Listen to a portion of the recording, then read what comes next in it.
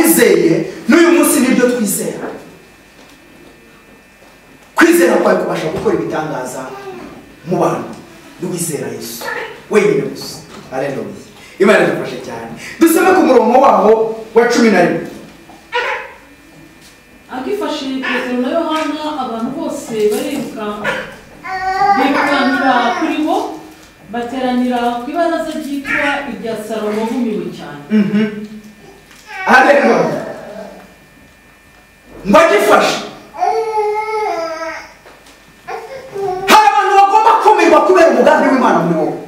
Hari abagomba gutangara kubera umugambi w'Imana muri wowe. Hari abagomba kumenya ko basenze Imana n'uko baguhinyuraga.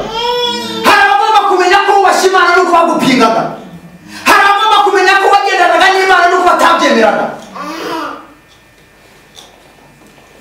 Kubera Yesu muri wowe wizeye kandi wamenye. Hari abagusebeje bagomba kuzamenya ko Yesu yari muri wowe. Hari abagusuzuguye bagomba kuzabona Yesu muri wowe. Numwizera azakorera ibitangaza muri wowe kandi azagukoresha ibitangaza. Haleluya. Kandi niwizera iryo zina rya Yesu Kristo, impinduka zizaboneka mu buzima bwawe. Impinduka zizaboneka mu bo uhura nabo. Impinduka zizaboneka mu bana nabo.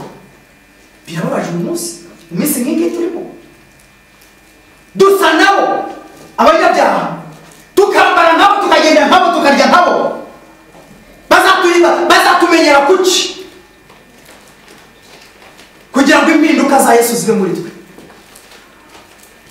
Ni ikibazo. Yesu arashaka umuntu wo kumuhamya, arashaka wo kumwizera, arashaka ko akoresha, kuko abantu bararusha, abantu bararemerewe. Ariko Yesu arashaka ko yakoresha kugira ngo abantu babo kwizera Yesu. Ninde muri twe Yesu yatuma? Ninde muri twe Yesu yabwira ngo bohora abantu? Ninde muri twe Yesu yabwira ngo hagurutse urwaye? Ninde muri twe Yesu yabwira ngo kiza uriya muntu akababaro n'agahinda mu izina ryanjye? Ninde Yesu yatuma hagati muri twebwe? Ninde Yesu yatuma kubohora abandi? Amen. Imana idufashe. Iri jambo turarisoma, aya magambo turayazi, tuyasubiramo kenshi, twayumvishe kenshi, ariko ndakwinginze ongera urisubiremo bushyashya muri Yesu Kristo. Ongera uryige bushyashya kubwa Yesu Kristo. Ongera urihagararemo bushyashya kubwa Yesu Kristo. Ongera urigenderemo bushyashya kubwa Yesu Kristo. Haleluya. Kugira ngo izina rya Yesu ryubahwe muri wowe. Kugira ngo izina rya Yesu ryubahwe mu bantu bose muri wowe. Amena. 12. Petero abibonye abaza abo bantu ati, yemwe bagabo ba Isirayeli, ni iki gitumye mutangarira ibi? Mudutumbirira iki nkaho ari imbaraga zacu cyangwa kubaha Imana kwacu biduhaye kumugendesha? Haleluya. Mwumvishe Petero na Yohana begeze bavuga ko bakoze ibitangaza, begeze bavuga ko ari imbaraga zabo.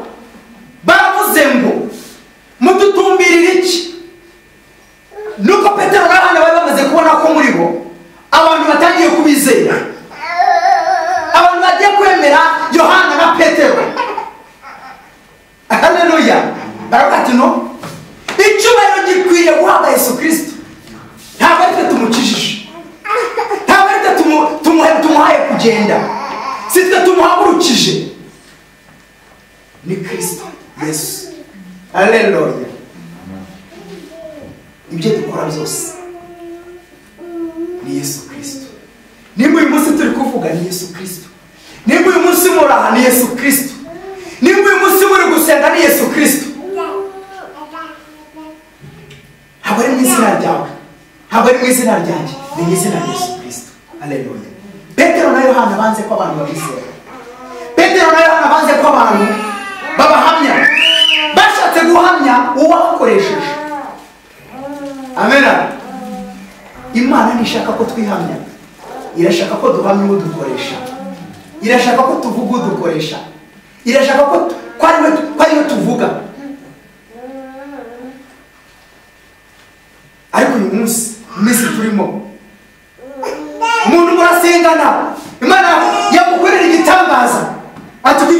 ushime? Kuki utaje ngo uhagarare imbere hano badushimire? Kuki utaje uvuga ibyo Imana yagukoreye? Ninde wabikoze? Ni pasiteri wabikoze? Ni umuhanuzi ukomeye wabikoze? Ni muhamye Yesu. Petero na Yohana ntibigeze bihamya. Petero na Yohana ntibigeze bivuga. Petero na Yohana ntibigeze bigaragaza. Ntibigeze biyemera ngo ndiri twebwe. Twahagaze ibintu birakoreka. Twabuze ibintu biraba. Baravuze ngo byabaye mu izina rya Yesu. Uwo mwishe wa wundi umwe mwihakanaga, Yesu abashaka ko tumwizera, ariko tugera mu bibazo tukamwihakana, tugera mu bukene tukamwibagirwa, tugera mu bibazo tukamwibagirwa, tugera mu ngorane tukamwibagirwa. Ariko Petero na Yohana bakomeje kumuhamya, bakomeje kumwizera, bakomeje kugendana nawe, bakomeje kubona ibitangaza bikwereka mu izina rye. Abo bagabo bakoresheje ibitangaza byinshi ku bwa Yesu, babonye imbaraga nyinshi zimanuka ku bwa Yesu, babonye ibintu bihinduka byinshi mu izina rya Yesu, babonye abantu babohoka mu izina rya Yesu, babonye abantu bakira indwara mu izina rya Yesu, babonye abantu bakira ibyaha mu izina rya Yesu, kuko muri bo bari bafite kwizera Yesu ubohora, kuko muri bo bari bafite kwizera Yesu ukora ibitangaza. Haleluya. Uyu munsi Yesu arashaka ngo umwizere mu izina rye, arashaka ngo umukorere mu izina rye, umuvugire mu izina rye, aho ugeze uhagarare mu izina rye, aho ugeze uvuge mu izina rye, aho ugeze ukore mu izina rye, aho ugeze usenge mu izina rye. Ariko tugeze mu minsi turi kwihamya, aho guhamya Yesu waduhamagaye, aho guhamya Yesu wadupfiriye. Tugeze mu minsi turi kuvuga ko twebwe twakoze, twagiye ubunyaraka ibintu birakoreka, twagiye ubunyaraka abantu bagakizwa. Ni Yesu wabakijije, ntabwo ari twe twabikoze. Ni Yesu wakoze ibyo abantu babonye. Ni Yesu wahinduye abo bantu, ntabwo ari twe twabikoze. Ni Yesu. Dukwiye guhamya Yesu wenyine gusa, niba ibintu bizahinduka, niba ibitangaza bizakoreka, niba abantu bazakizwa, niba abantu bazagendera mu ijambo ry'Imana. Amena. Petero na Yohana nabo bari abantu nkatwe, ariko bari bafite Yesu. Haleluya. Bizera kandi biringira. Nicyo cyatumaga aho bageraga bose bakandagiraga mu izina rya Yesu, ibitangaza byarakoreka, kuko bari bizeye umubasha, ufite ububasha, umunyabubasha muri byose.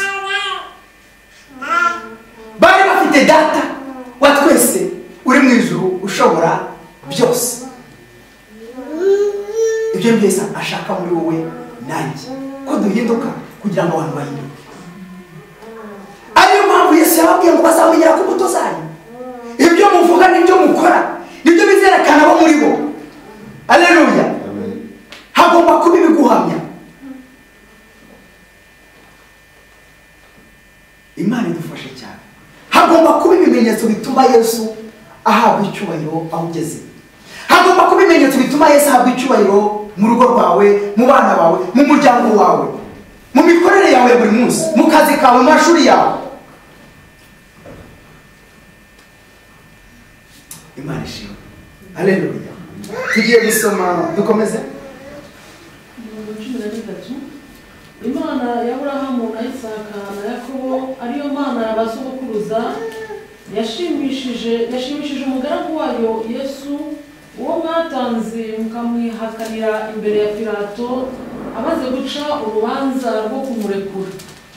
Ariko mwihakana uwera kandi umukiranutsi, musaba ko babohorera umwicanyi, nuko wa mukuru w'ubugingo muramwica, ariko Imana iramuzura.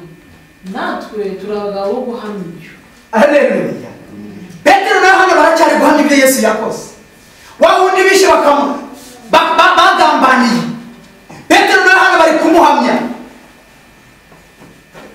Ati uyu munsi ibyo turi gukora turi kubikora mu izina rye, turi kubikora mu izina rya wa wundi mwishe. Umwe mwavuze ngo nibahambure igisambo amaze wabambwe yicwe, niwe uri gukora ibi ngibi mureba, niwe uri gukora ibi ngibi mwabonye. Inshuti, niwizera Yesu umwizera ukamugenderamo, abantu bazagupinga, abantu bazagusuzugura, abantu bazakugaya, abantu bazagufata nk'umuntu utazi ibyo urimo. Ariko ibitangaza bizakoreka mu izina rye, imbaraga z'Imana zizaboneka mu izina rye, ibimenyetso bizabonekera muri wowe mu izina rye. Bazamenya ko wari umuntu w'Imana, bazamenya ko wari umuntu wo kwizera Yesu, bazamenya ko wari mu butware bwa Yesu, bazamenya ko wari mu ijambo rya Yesu Kristo. Nubwo wahindurwaga, nubwo watukwaga, bazamenya ko wari umuntu wo kwizera Yesu. Hari bigomba kuguhamya rero. Ibyo bigomba kuguhamya biri mu kanwa kawe, ibyo bigomba kuguhamya biri kuri uyu mubiri wambaye, ibyo bigomba kuguhamya biri mu maso yawe areba, ibyo bigomba kuguhamya biri mu matwi yawe yumva. Haleluya. Ugomba kuza mu muhamya wo guhamya ibya Yesu kugira ngo Yesu nawe azaguhamye, kandi azahamya imirimo myiza itangaje muri wowe, kandi azahamya imirimo myiza y'icyubahiro cy'ijuru muri wowe. Ugomba gukoresha izo ngingo Imana yaguhaye neza kugira ngo izina rya Yesu ryurute ryubahwe. Ugomba gukoresha ururimi Imana yaguhaye neza kugira ngo izina rya Yesu ryurute ryubahwe. Amen. Nibwo imigambi y'Uwiteka kubwa Yesu Kristo izakomezwa muri wowe, kuko turi muri nde? Muri Yesu. Imana idufashe ukomeze.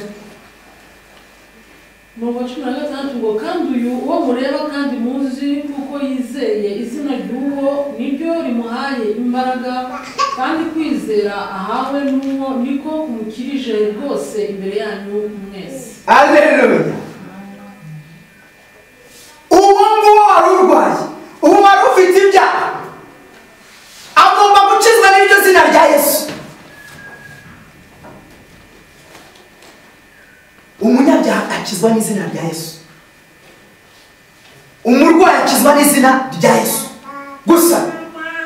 Petero na hano bavuze ati uwo nguyu mureba akijijwe na rya zina. Habakijwe n'izina rya Petero na Yohana, akijijwe na rya zina rya Yesu Kristo. Niyo mpamvu uyu munsi ari guhamya uwo Yesu Kristo kuko yamwizeye. Amen.